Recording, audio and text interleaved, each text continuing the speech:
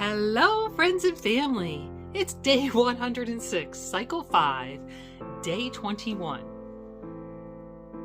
I'm Jen, and today and every day we talk about my quest to crush aggressive diffuse large B-cell lymphoma, DLBCL, stage 4, and we're using the R-EPOCH immunotherapy chemotherapy to crush non-Hodgkin's lymphoma. Thank you so much for joining me on the journey today. Can I just take a moment to be grateful that today is day 21 of the cycle, and traditionally tomorrow the poisoning would begin, but I am taking a week off from poisoning cycle 6, and I am just so grateful for that. So I get a little reprieve, and hopefully my body can heal a little bit more, and I'm ready to go in with arms blazing. All right, so my daily thought today. No quote for you guys today, unless there's Jen quotes that you can pull out of this one. I'm not sure. Maybe there'll be a Jen quote. My question for you, and I think I've posted this in the thumbnail, is what do I say to fellow cancer patients? And I'm talking not about cancer patients like at the center or in the hospital who, we're all kind of commiserating and we're there. But I'm talking about family members, acquaintances, friends who either newly have cancer or have newly just told me are looking for some kind of support from me. What do I tell them? Or how do I react with them regarding their cancer? So this kind of came about, this thought process, because I recently, probably in the last week or so, started following the Cancer Patient on Instagram because one of my Reddit subthreads mentioned them and said that they were kind of fun and snarky and they had memes regularly that kind of you wouldn't expect for cancer patients. And I said, okay, that sounds like a little bit of fun. And I started following them. Now, I think that I am well outside of their demographic. I'll say that. Their demographic seems to be late teens, 20s, young people who are not happy to be experiencing cancer at this stage in their life. And I could say I would agree. I don't know that there's any fun stage to experience cancer. I'll say that, having done this 3 times. So anyway, so this right here is their logo or mascot. I don't know how you want to describe it. And it's one of those little yellow icon guys, emoticons. There's the word I'm looking for. And he's holding his breath for 2 reasons. In cancer, it always seems like you're holding your breath waiting for the next thing. And then the second is whenever you go for a CT scan and many other scans, they instruct you to hold your breath, release, hold your breath, release. So I think that's the scope, but I didn't really go back in their history to understand why it's that, but I think that's why. Now let me share a meme that I saw recently, right here.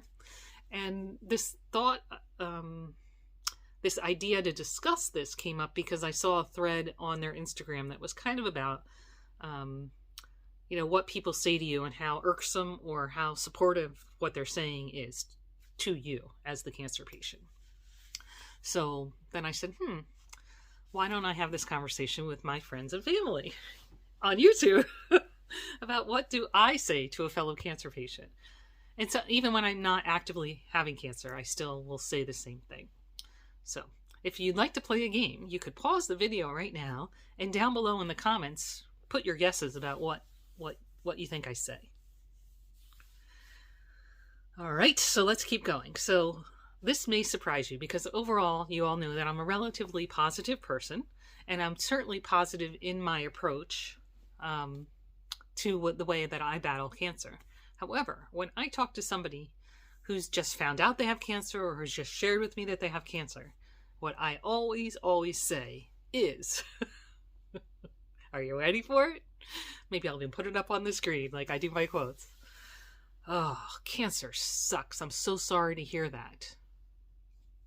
If there's anything you need from me, I'm happy to share or support you in any way that you need. Let me know if there's anything I can do for you.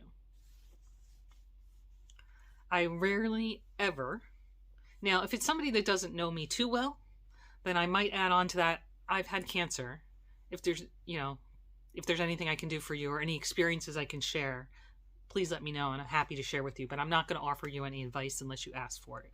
I always say that because I find cancer, in my opinion, to be very much like pregnancy and other conditions where the whole world feels pretty free to tell you what to do to make it better, even if they've never had cancer themselves.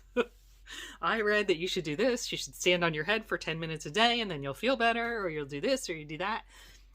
I'm not sure. And certainly having been on the other side, being in that shell shock state of, oh my God, I have cancer. What's going to happen next? I didn't find those things to be helpful. What I did find to be helpful was someone to commiserate with me, to say, yes, that sucks. That's horrible. I wish this wasn't happening to you. And then further, whatever I can do for you, please let me know. Now, you all know here on this channel, many of you ask me, what can I do? And I always answer with, I don't know. And that's the honest answer. From my perspective, I'm not looking for anything in the support. Just whatever you give to me, whether it's a comment, a text, a virtual hug, a virtual thought, a virtual prayer, these are blessings to me. I'm not really looking for any particular thing, but if I needed something, then I would reach out to the appropriate person. And I have, throughout this journey, this most recent journey, occasionally reached out. I need this or that. You know, I've reached out, one person made a passing comment that I make a mean, I think it was chicken soup. And I said, one day, into one of my cycles, I'm like, I need chicken soup. I need chicken soup. And I contacted that person. I'm like, remember when you said you make chicken soup? Can I have some? I don't want the canned stuff. I want your soup. And that soup was delivered, and it was very helpful and very appreciated, right? So I have reached out in those instances. In general, I don't have those kinds of needs, and so I haven't reached out. But every gift, every angel delivery I've received has been a blessing, and I'm thankful for your love and support. Getting back to what to say to that cancer patient, whether you've had cancer or not, I think the best thing you can say is commiserate. Tell them how sad you are to hear that, how much you agree that that really stinks. And if there's anything we can do for you, please let us know. And, we're here to support you in any way we can. To me, that's the best thing we can do. These are my thoughts. Oh my goodness. I have no eyebrows. I can't even move them. And if you guys think this is a good topic to discuss, if you'd like to discuss it further, please let me know. I'm certainly happy to be transparent about how I feel about different things people say. Or if you want to test out some sayings to me, I could certainly give you the cancer patient perspective, at least the mature cancer patient perspective. But again, in general, I would say, especially, I don't know how to articulate this nicely. And I think many of you miss this, but a lot of the cancer patient's experience is the unknown. So I've alluded to this, and maybe I need to make a video one of these days about this round of cancer. How did I find out, and what was the process? And that. But I can say that there was 3 or 4 weeks between when we knew for certain I had cancer and when we knew what we were going to do to fix the problem, which is a long time. And then not even that. I'd say there was at least 3 weeks when we didn't know what type of cancer it was. Like, what was my prognosis? Because we just didn't have that data. That unknownness has a whole different impact on you, right? I think I said this yesterday, the day before. Cancer by itself is scary, and until you know the data, you know what you're dealing with and how you're going to approach it, it remains scary and unknown. And much of the cancer patient's experience is that scary and unknown, right? You start first, there's the, what is it? Why do I feel like this? Okay, what type? Okay, oh, now we have cancer. Now you know why you feel like this. Now, what type of cancer is it? Now, sometimes that's evident, right? Breast cancer was quite evident. What's the next step? Like, what does this mean? So, okay, so now you need to figure out, what is the treatment? How do we move forward? How successful is the treatment? All these questions are going around in your brain, in addition to your everyday life. And I think that to some extent, this, in addition to the impact that we have physically, cancer is, I've said this before, I'm sure. I felt better after my first treatment, even though I was chemo poisoned, than I did before the treatment. And I credit that to the fact that immunotherapy killed much of the lymphoma after even the first treatment.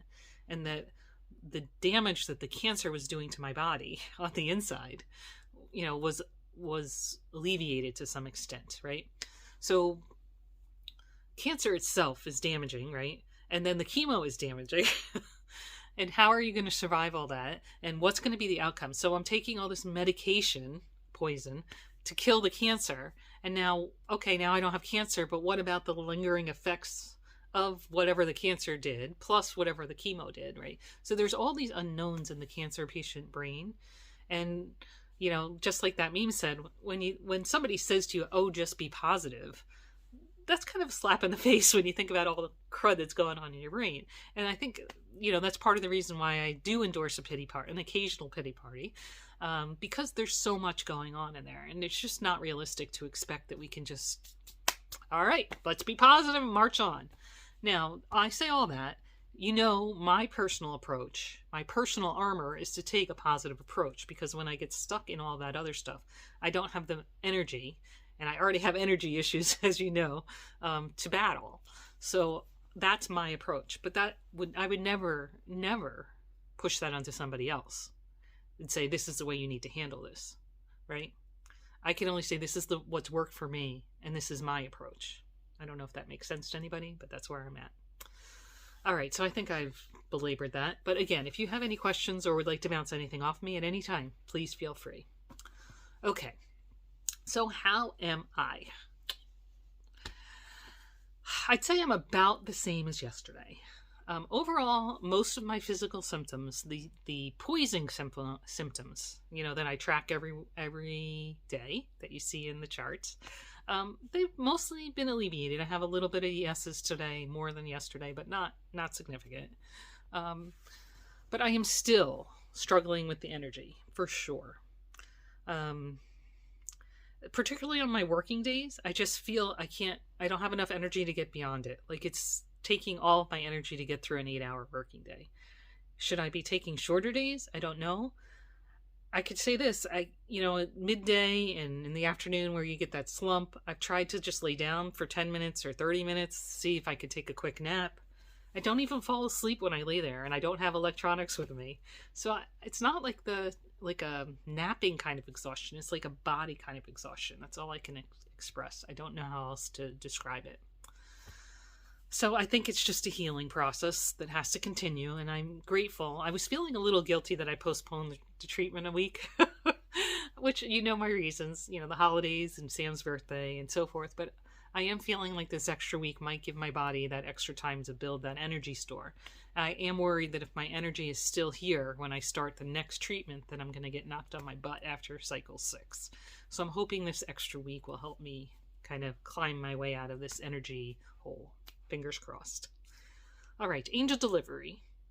I got, as an angel delivery, a phenomenal electronic device, which is still in box. I have not unboxed, but I wanted to say thank you very much for your love and support and your very kind gift. Thank you. Doctor news. Nothing from the doctor's office. As a side note, I did not have any luck with the COVID vaccine sign up.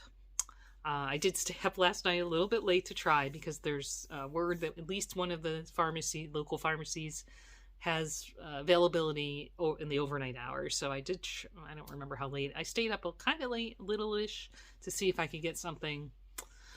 No. And then this afternoon, a friend texted me and said, there's lots of appointments available, a couple towns over, we just signed up.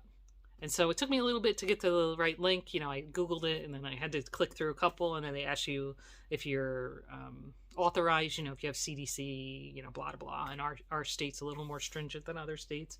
But I do qualify. I just had to go through, cycle through the questions. They said, okay, you qualify. They plopped me in, and I went to the pharmacy. They said, had it. Sorry, there's not available. And I would say from the time she texted me to the time I got to the click on that pharmacy was 3 to 4 minutes, I'm going to say. I'm like, well, maybe it's a mistake. And I clicked again, and it gave me the same message. And then there was 9 other pharmacies on the list. So while I was there, I clicked through all of them, and they all said unavailable. And then I texted her back. I think it was probably 5 minutes from when I got the first one, and said nothing's available already. So I almost got one, kind of, maybe. In any case, I'll keep trying, and hopefully I can get something, in the next week or so. We'll see. If not, I'm going to probably wait until after cycle 6, but that does, we'll see how everything rides. I would prefer to get it done this week if I can. The first shot in the next week, not this week. All right. Oh, maybe there'll be some availability on Sunday. People are celebrating and they don't want to go get their shot on Sunday. Maybe. We'll see. All right. Let's get into my to-do list. What did I do today? Not so much. Not what I wanted to get done for sure. So let's look. Ready? All right. I did go to work. I did hydrate. I did work on my crochet project some on my off times. I'm about half done with the project. So maybe over the weekend I'll share it with you if it gets done. We'll see. I searched for a vaccine. I spent quite a fair amount of time overnight and today. While I was working, it's difficult. On my phone, I have stored up six URLs, and periodically, not every, I don't refresh it every 15 minutes or whatever, but maybe once every couple hours, I just go through all the URLs for the different pharmacies to see if anything pops up. Not so far. And it's hard because if you're not doing it constantly, they're coming and going so quickly. If I check every other hour, it could have been available last hour and I missed it. So it is what it is. I'll try. Nothing else I can do. I did charity miles today. I talked to a friend on the phone, and that's my prime time for walking. So I did a little bit at lunchtime, just because I try to do at least a little bit. But today I did charity miles, 2 2/3 miles, so that was good. And finally, my mud water came in the mail today, so I tried that out. I thought that might help with my energy, and maybe it's cumulative. I'm not sure. Not sure what to expect the first day, so I'll keep trying for a few days. Here's my comment. It was muddy. It tasted like mud water with some cinnamon. So it's a chai masala. I can bring up the details. Chai masala with cacao, and then several different mushrooms, cinnamon, turmeric. So it's supposed to be good for anti-inflammatory and insulin, glucose stabilization, GI, and all kinds of stuff. We will see. It's supposed to make your brain better, more focused and so forth. So we'll see. I'm going to give it a little bit of time. I'll say the first taste was not great. I tried it black and it was muddy. So then I added half a scoop of protein powder because I always add protein powder anyway, but I figured that would give it a little bit of extra body.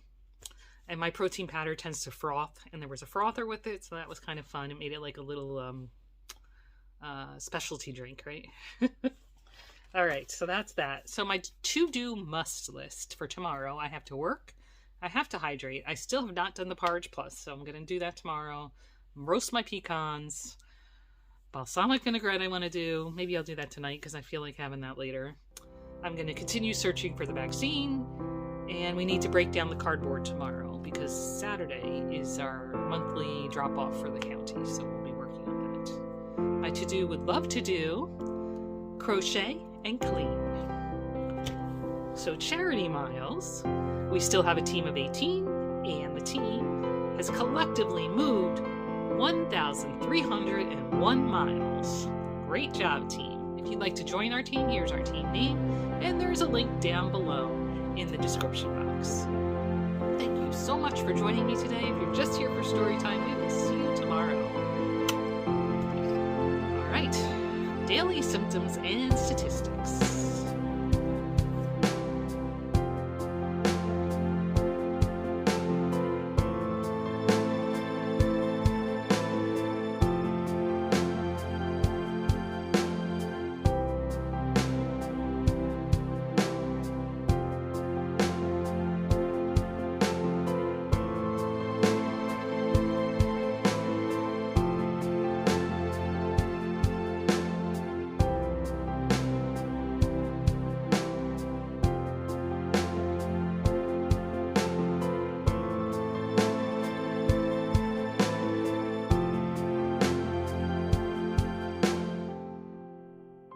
Remember, every day is a gift.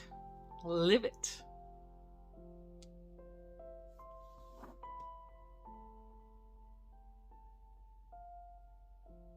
We'll see you tomorrow.